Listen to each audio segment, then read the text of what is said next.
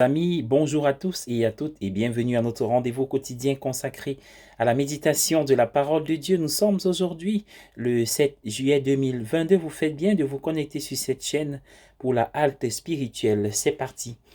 Nous sommes à Matthieu chapitre 10, versets 7 à 15. De l'argent, un sac, une chemise supplémentaire, ces choses sont pour mes besoins futurs.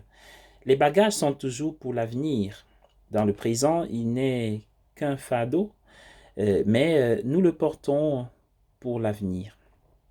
Porter un bagage, c'est vivre dans une certaine mesure dans l'avenir. Il en va de même pour l'argent. Ma faim peut être satisfaite maintenant, mais j'emporte de l'argent pour pouvoir la satisfaire à nouveau demain. C'est une critique sévère que de s'entendre dire que l'on vit dans le passé. Mais curieusement, nous pensons que c'est le plus grand des éloges de s'entendre dire que l'on vit dans le futur.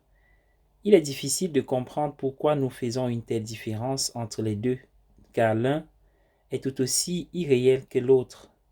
J'ai connu un homme d'affaires qui se promenait toujours avec un stylo à billes dans la bouche, tant il était impliqué dans son travail.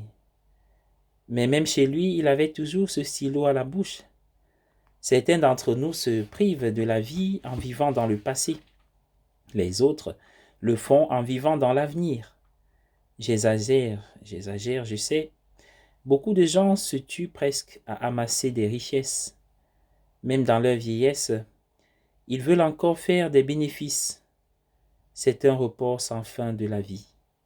Mais l'Évangile nous met au défi de l'affronter maintenant ou jamais. Pas de sandales, pas de bâton dans la main.